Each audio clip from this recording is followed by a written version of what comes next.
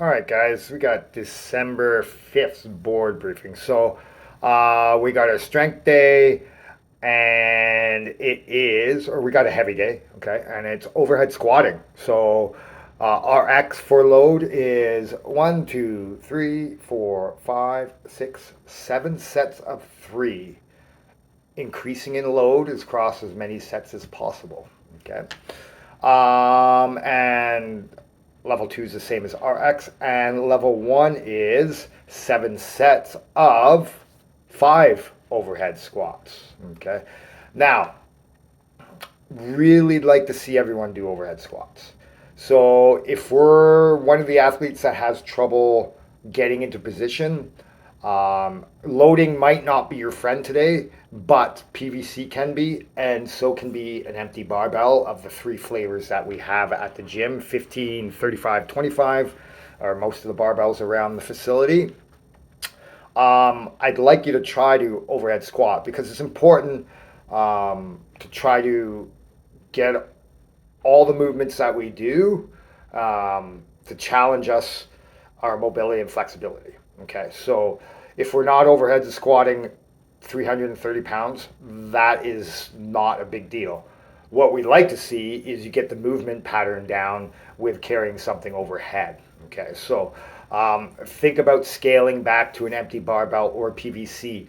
And then for some extra work, we can throw in some other stuff like, all right, maybe we do 5 front squats with an empty bar or PVC, or sorry, overhead squats with a PVC or empty bar, and then maybe put some weight on the bar and you hit 5 front squats or something that's going to challenge you like that. Okay. Other things that we can replace the overhead squat, which are really good, is the overhead lunge, which can be challenging as well.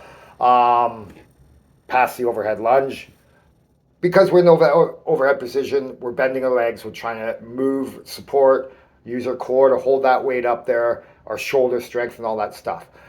Is a better alternative than going straight to front squats, but front squats is another way to build some strength in our quads. Because the overhead squat's a little more quad dominant than the back squat, so that's why they say front squats here. So we can use the front squat as well. But I really like to see everyone attempt to get into overhead positions, squatting below parallel if we can. All right, guys, that's sort of our day in a nutshell for our strength.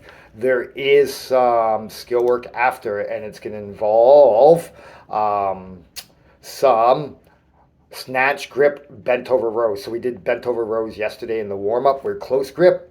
This time we're going to get out wide.